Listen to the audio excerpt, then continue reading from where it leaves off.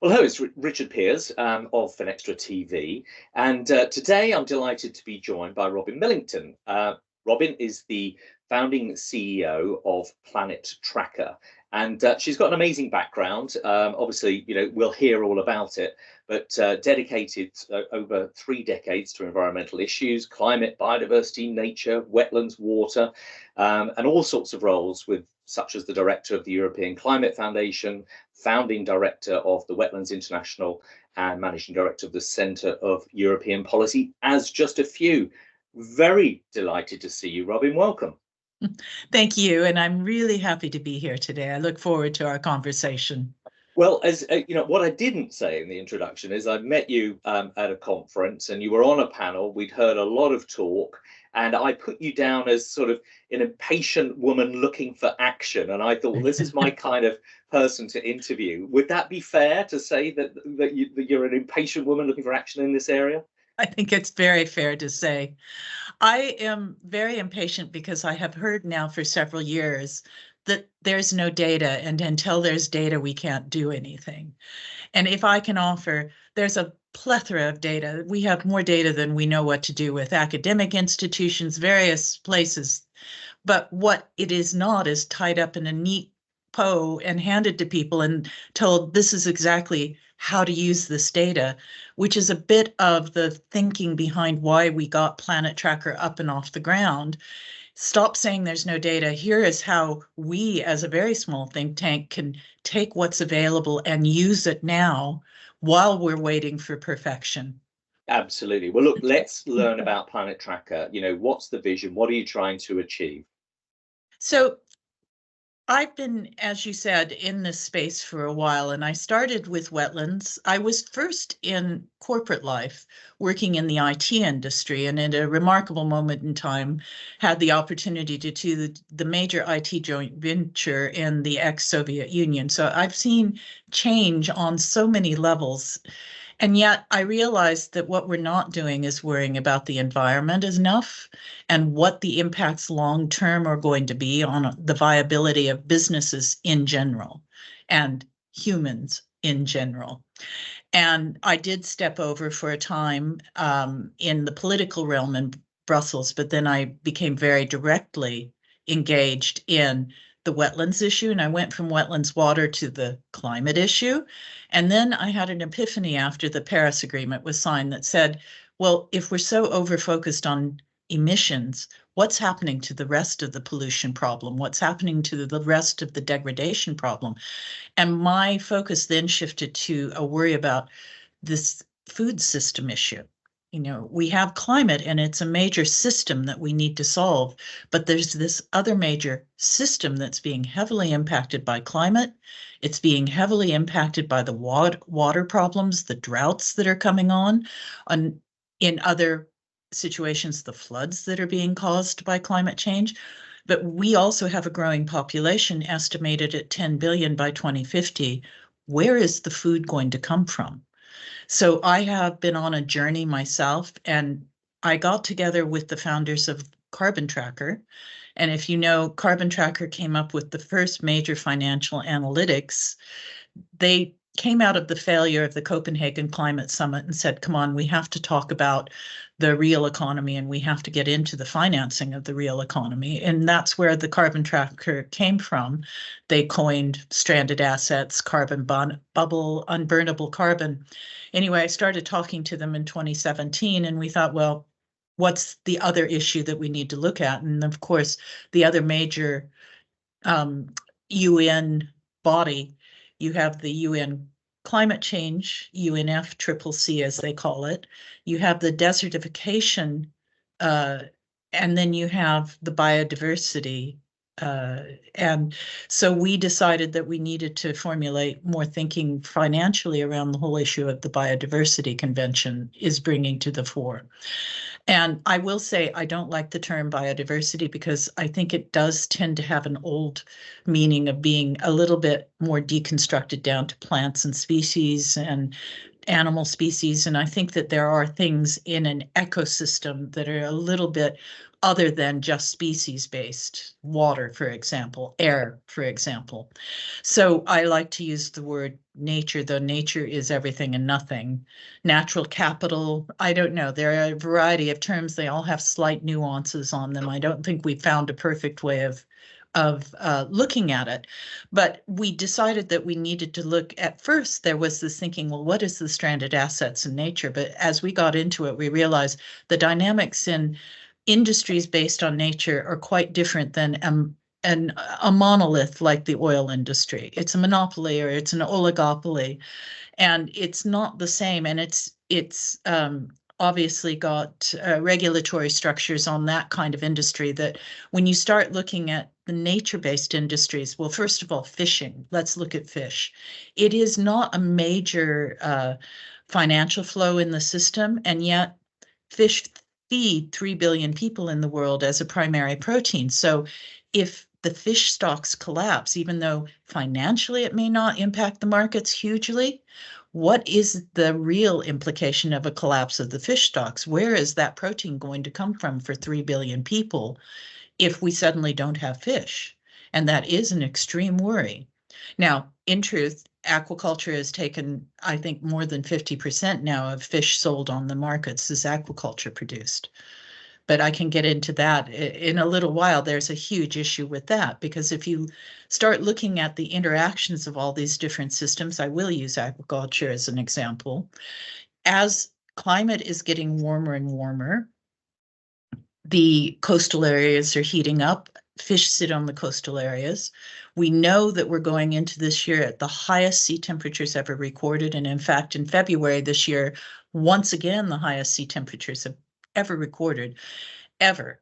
And this has got everybody wondering what the feedback is going to be. But you cannot grow fish on a coastal aquaculture farm with the sea temperatures rising and rising. So we have to climate proof our fish production.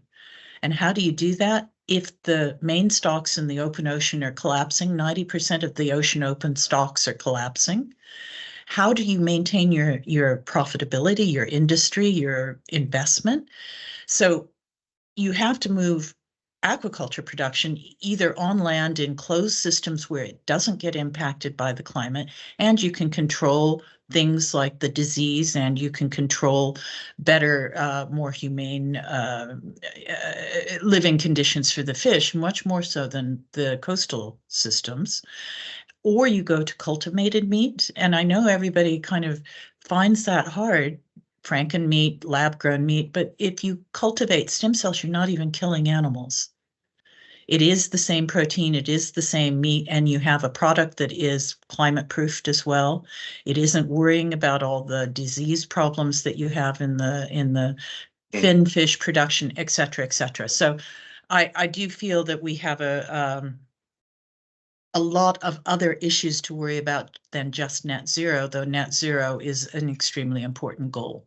So let's unpack that a little bit. So we've got the role of nature. Obviously, it is that, if you will, in that totality, the ecosystem function is what holds up the rest of the planet, and climate is part of an ecosystem function. You're talking about then obviously the ecosystem services that come out of that, and fish is one. Of course, there are many others. You're then talking about obviously the role in terms of sustaining communities, but also the financing of this. And of course, immediately people will be sitting saying, wow, this is extremely complex. How do we expect, a bank or an investor to be able to really get a picture of all that complexity, even when, there is challenge with the science and the data and so forth. So how does Planet Tracker come along and try and sort of, square that circle of joining up all of those elements through a supply chain to be able to help financial institutions be able to make the right decisions for their fiduciary responsibility? Well, first of all, each industry has different dependencies, and it has different impacts. The first thing you have to do, industry by industry, I don't think there isn't a magic bullet in all of this. You have to look at each industry and say, what are the dependencies? Textiles is dependent on water, but what are also the impacts? Well, then you're degrading water in the production of the fabrics, for example. The toxic spills from the dyes that go into the fabrics are degrading the water. Is there enough water in drought-stricken areas to continue doing the wet processing that creates the materials and textiles? What in your industry are the key environmental factors, and what are the key environmental impacts that your industry is causing? Because often that's a feedback loop. Your industry is causing the impacts are then creating more stress on your industry.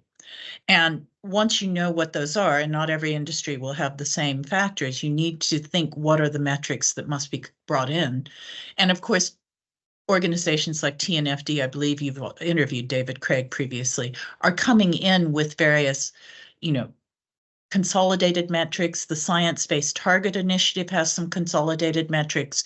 There are things that you can pull out of what's going on right now to use in order to be able to say, in my industry, I need to know how we're doing against this set of metrics. It doesn't have to be the whole church, if you will. You don't have to do everything. You have to just get started with the key factors in the first instance. Gotcha. So let's look at an example then. You were talking to me before we started about some work you've done with the bond market. So let's unpack that a little bit and apply the theory to the practice that you've experienced. So if you look at deforestation in South America, right? Everybody is aware that there's a deforestation problem, and the worry is the CO2 release into the atmosphere. And that's one aspect of it. The other aspect is the absorption of CO2 by the trees that are being cut down. But there's a bigger impact that in terms of microclimate. So not only are the trees coming down and we have this major climate issue, and of course the cows that are being put into the fields where the trees have been cut down are releasing methane, which is only exacerbating. But there's a bigger issue where your microclimate means that there's less moisture in the air, the trees aren't helping retain the moisture, so you may not be able to have a double growing period. So you may not be able to double crop. And if you can't double crop, that means your treasury is losing the double taxation that would have come from the sales of those crops. And your hydroelectric systems are going down. So if your dependency is on hydroelectric, which in Brazil, for example, there is dependency, you also have the worry about where is my electricity going to come from as the dams are lowering, as the water levels lower. So there is a microsystem that starts impacting sovereign health, right, and the treasuries. And you have to be looking longer term at where is the money going to come from for our treasury. And so we've come up with a deforestation-linked bond that basically helps reforestation, and then the bond pays out over time. And it was an interesting framework that the Uruguay government has adopted it and quoted us in their listing of this deforestation-linked sovereign bond. So what we're trying to do is help countries to restore their natural resources, and that then restores their financial health. Got you. And now, obviously we are interested in the tech here as well, and we've spoken about bonds before. Obviously, green bonds, use of proceeds, difficult to track actually what's done with the use of proceeds. Sustainability-linked bonds are obviously achieving better traceability, but sometimes at higher cost for no greater yield. How have you kind of helped track and trace and sort of address some of these issues? So on this bond, it's been newly issued. Ask me again in a year. Okay. But what we are pushing in various of the supply chain work, the industrial work that we're doing, is that the great importance is to implement traceability systems.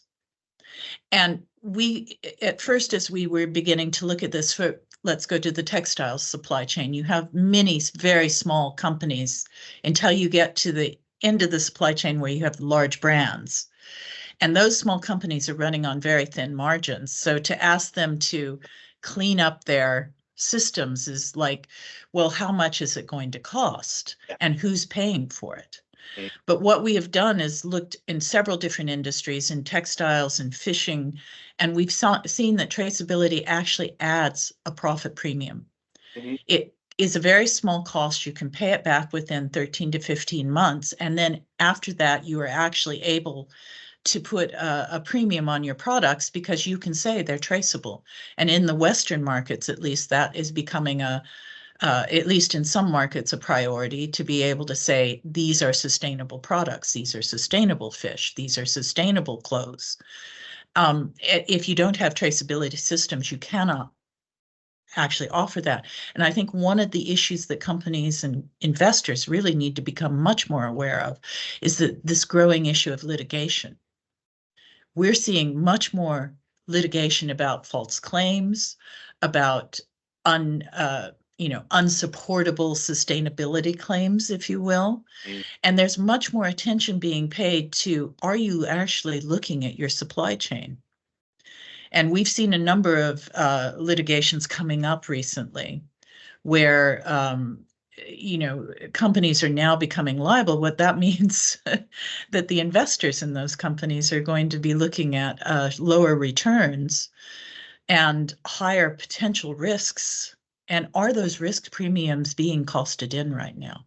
Yeah, and I think that's really interesting because I think on your website you talk about the greenwashing, hushing, highlight, all the green, and a lot of that.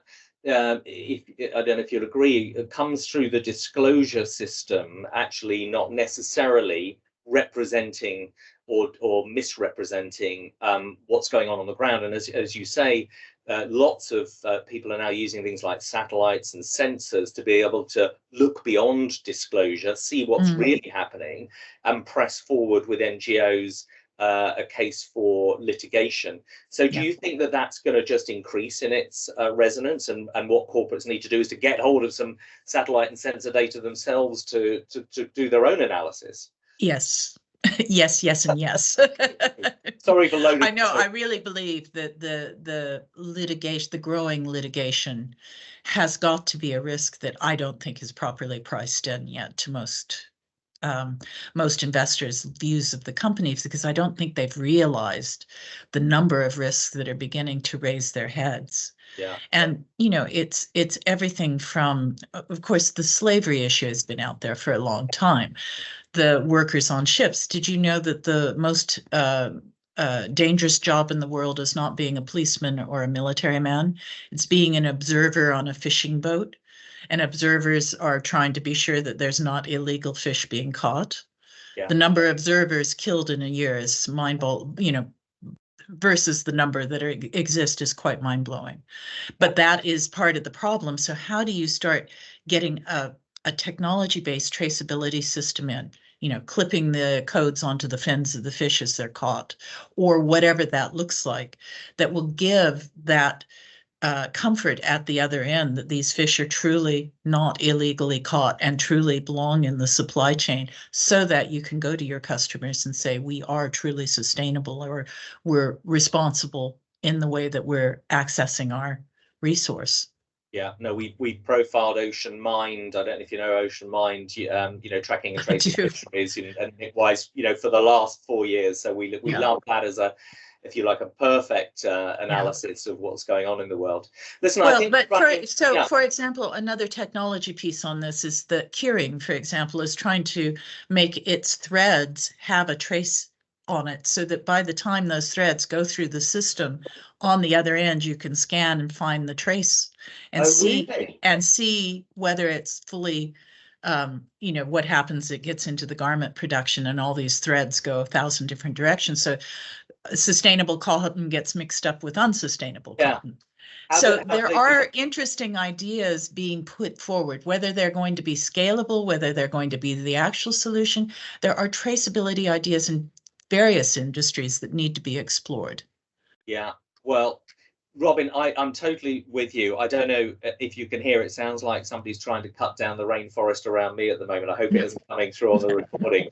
But I think what we've learned from you today is, you've been at this for a long time. You've found a way to actually join up nature and data and capital markets. There are lots of solutions out there. And what I think you're saying is we need to sort of unite around these and really make sure that we make a difference before it's too late. But I'll leave the last word to you. What's what's your call to action and what's happening for you in 2024? Well, don't let perfection be the enemy of progress, first of all. But if I can just ask everybody to go to our website, we do data dashboards. We make interactive dashboards so that you as investors can actually put your assumptions in and play with these things. In our written research documents, we lay out methodologies for evaluating. And if you're interested in net zero, go to our company transition analysis and look at how we're taking on company by company by company, and how we're actually going into the footnotes of companies to find out what's really happening. Because if you don't look at the footnotes, you don't actually see what's actually happening. We had two major beverage suppliers that we looked at their plastics, Pepsi and Coke, and they have great sustainability claims, but when you got into their footnotes, Pepsi had something like 18, Coke had something like 47. All those footnotes were saying, but this is why we may not make it, but this is why we may not make it. So great claims, but read the footnotes. When we do the transition analysis, we read 30 to 40 documents that are financially based documents. It's things that come out of earning calls, and it's not just the annual reports or the sustainability reports, because you learn a lot more by those other documents, actually. So don't just read an annual report and think that you have all the information. We've laid out in our papers, if you go to our website, the methodologies for how you can approach that yourselves, how you can look at that yourselves and evaluate the reality. And thank you very much for allowing me to come talk. Well, I think those last few hints, if nothing else, are incredibly useful. Lots of people out there trying to crack these reports using artificial intelligence, and you've just pointed them, I think, towards a rich seam of reporting to be mined. So, Robin, thanks for your great work. Thanks for reporting back to us on what's happening, and we look forward to hearing from you again shortly. Thank you.